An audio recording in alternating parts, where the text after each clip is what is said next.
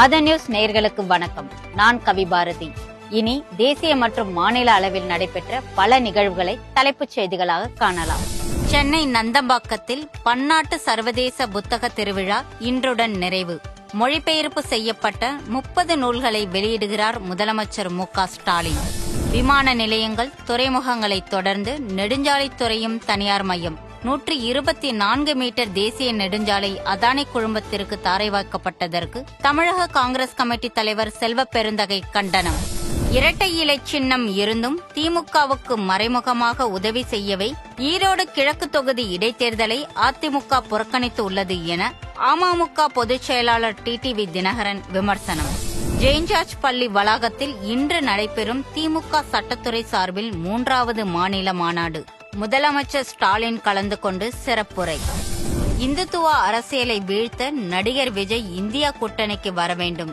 காங்கிரஸ் மாநில தலைவர் செல்வ பெருந்தகை வேண்டுகோள். அடுத்த மாதம் 5ஆம் தேதி நடைபெறவிருக்கும் டெல்லி சட்டப்பேரவை தேர்தல் வேட்புமனுக்கள் மீது இன்று பரிசீலனை. நில முறைகேடு வழக்கில் கர்நாடக முதலமைச்சர் சித்தராமையா உள்ளிட்டோரின் 300 கோடி ரூபாய் சொத்துக்கள் முடக்கம். அமலாக்கத்துறை அதிரடி நடவடிக்கை. மத்திய பாஜக அரசால் அரசியல் சட்டத்திற்கு ஆபத்து. சட்டத்துறை மாநாட்டில் துணை முதலமைச்சர் உதயநிதி ஸ்டாலின் குற்றச்சாட்டு. பொங்கல் பரிசு தொகுப்பு பெற இன்றைய கடைசி நாள். வாங்காத பொதுமக்கள் ரேஷன் கடைகளுக்கு சென்று வாங்கிக் கொள்ளலாம் என அறிவிப்பு. பொங்கல் பண்டிகை கொண்டாட சொந்த ஊர்களுக்கு சென்றவர்கள் மீண்டும் சென்னை திரும்ப இன்று 3412 பேருந்துகள் இயக்கம். நாளை 4302 பஸ்களும் இயக்கப்படும் என போக்குவரத்து துறை அறிவிப்பு. பொது உடைமை சிற்பியும் சுதந்திர போராட்ட தியாகியுமான ஜீவானந்தம் பிறந்தநாள் கொண்டாட்டம். நாகர்கோவிலில் சிலைக்கு மாலை அணிவிக்கப்பட்டு அரசு சார்பில் மரியாதை. தமிழகம் முழுவதும் கஞ்சா பழக்கம் தொடர்ந்து அதிகரித்து வருவதாக பாமக தலைவர் அன்புமணி ராமதாஸ் குற்றச்சாட்டு. பல இடங்களில் காவல்துறைக்கு தெரிந்தே குற்றம் நடப்பதாகவும் புகார். திமுகவின் சட்டத்துறையை தோற்கடித்து தங்கள் மீது எவராலும் கை வைக்க முடியாது. எந்த ஒரு ஆபத்தையும் சட்ட ரீதியாக தடுத்து நிறுத்துவோம் என அமைச்சர் துரைமுருகன் ஆவேசம். பிரபல திரைப்பட இயக்குனர் வெற்றிமாறனுக்கு கோபிச்செட்டிப்பாளையத்தில் பாராட்டு விழா. விடுதலை 1, விடுதலை 2 திரைப்படத்தின் வெற்றிக்காக தமிழர் உரிமைக் கழகம் நடத்திய நிகழ்வில் பிரபலங்கள் பங்கேற்பு. அடுத்த மாதம் 5ஆம் தேதி நடைபெறும் ஈரோடு கிழக்கு தொகுதி இடைத்தேர்தலில் இன்று வேட்புமனு மீதான பரிசீலனை. பொன்னமராவதி அருகே கோவில் பிரச்சினை தொடர்பாக 2 தரப்பினரிடையே மோதல். ஒரு தரப்பினர் திடீரென சாலை மறியலில் ஈடுபட்டதால் பரபரப்பு.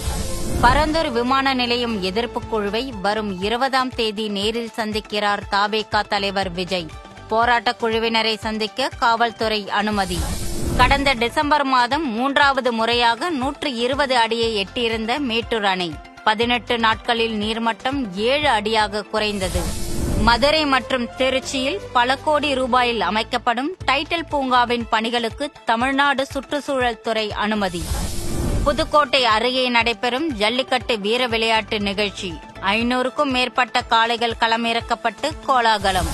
அடுத்த மாதம் 1ஆம் தேதி மத்திய பட்ஜெட்டை தாக்கல் செய்கிறார் நிதியமைச்சர் நிர்மலா சீதாராமன். இதில் மத்திய பட்ஜெட்டில் புதிய நேரடி வரி சட்ட மசோதா அறிமுகம்.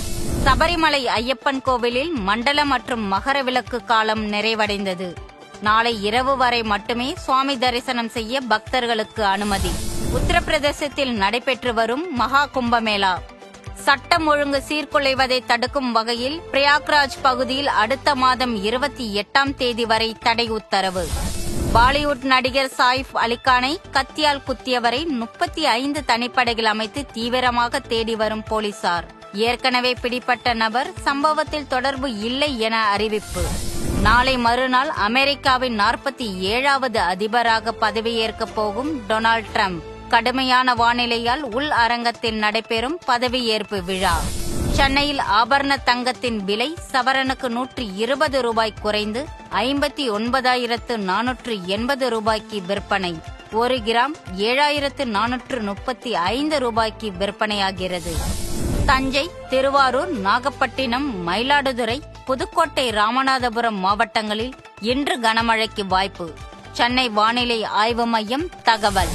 இத்துடன் இந்த செய்தி அறிக்கை நிறைவடைகிறது. வணக்கம்.